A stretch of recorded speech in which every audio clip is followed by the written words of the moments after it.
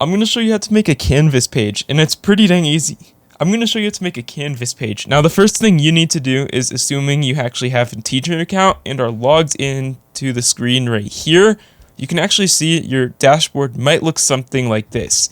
And what we do to create a course is we click on in the bottom right hand corner of the screen called Start a New Course. And when you click on this, you can basically create the name of the course right here, whatever you want it to be. If we want it to be Math 101 like so, or something, you can click on Create option, and it'll take a second, but bring you to this nice display where you can actually customize every single thing individually on the screen right here.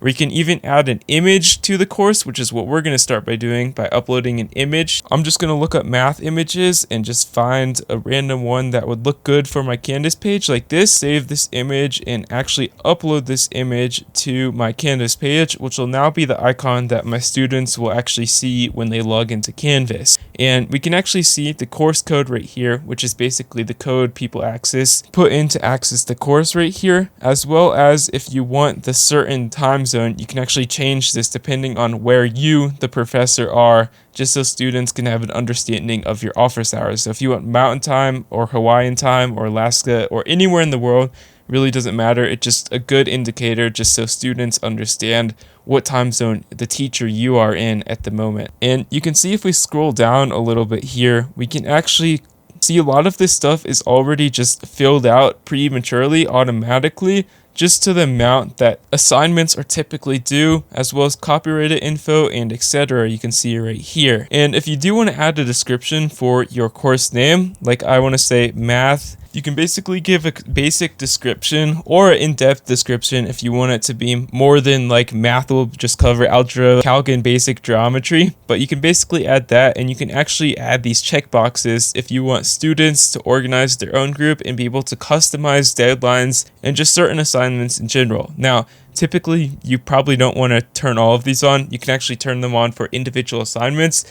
But for the case of this video, I'm just going to turn off these three boxes right here and click on the next page right here. You just want to scroll to the top, go into sections, and you can add a new section, which is basically how your Canvas page will be broken down. Now, if we want this to be the geometry section, you can simply click on add section, and you can see it'll be added right here. And we can do this for as many sections as we want. If we want it to be multiplication or etc., add another section, and you can just add as many as you want. And if you do want to change the name or delete a section, you can click on the X or pencil icon. And when we go to navigation, you can actually see this is a very important section, because what this does is it's basically just recommending all of these default pages that you might want, like quizzes, rubrics, if you want to see the people in the class, assignments, due dates, or just files, etc. You can basically rearrange these just by dragging them. Let's just say I want quizzes at the top because quizzes are extremely important. So I would put quizzes at the very top right here,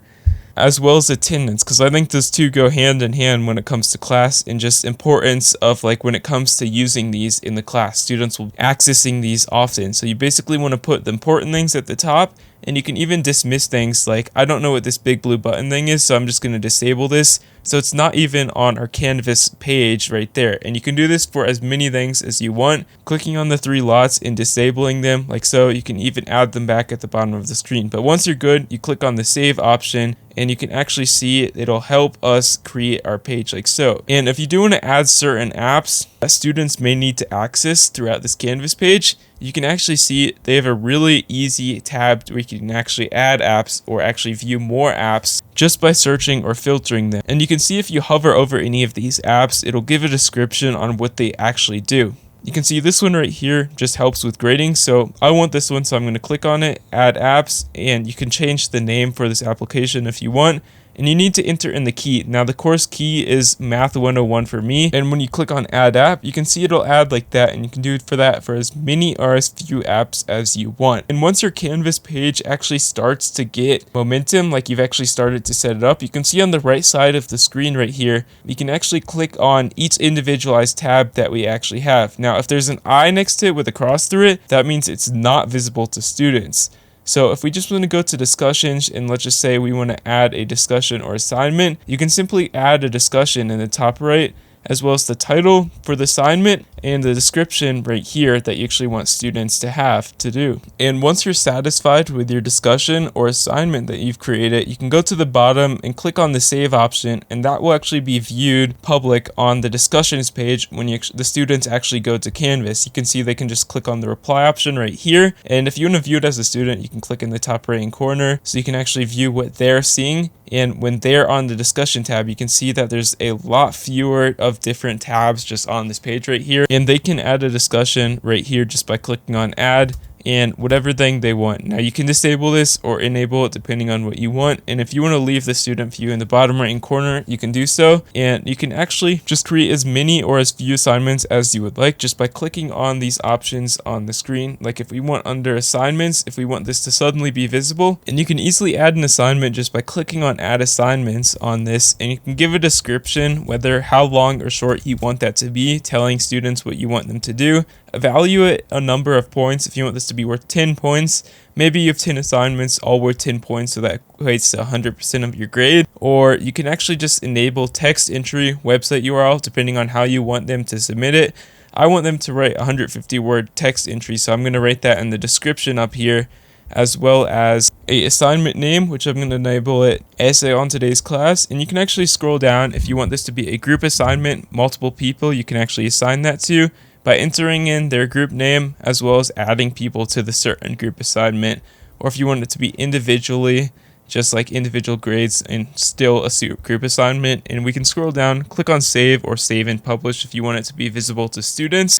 And you can actually see it is now visible to students, and everyone is able to see this on their student view. And that's basically all you need to do when it comes to creating a dashboard for a teacher. Now, as you can see, the students don't have access to this yet just because I haven't made this dashboard public. But if we go to the dashboard, you can see both of the assignments as well as the name, title, and etc. for your assignment. And we also have the Canvas teacher account, which is really easy to use. So the first thing you're going to need to do is you need to get the Canvas teacher app like here. And once you've got the app, you can simply open it on your phone like this. And you can click on Find My School, and you can actually just search for any school right here. You can see all of them will come up. And when you find your school, you want to click on it and just log into your school's account, whether it brings you to this page or just a custom page to your school in general. You just want to sign into your teacher account. And once you're signed in, you can basically use Canvas on your phone just as you would online. It's really easy to create assignments, respond to emails, just view your calendar and do all of that like so. So just a really convenient option just because it is at your fingertips, and an app I highly recommend getting just so you can communicate a lot faster and you don't always have to be intact with your computer to use Canvas when using this application. Anyways, if you have any more questions, please let me know down in the comments section below. I've been using this for some time now, and I also know a lot about the student version, so yeah, just make sure you use of the student version and the teacher version so you can,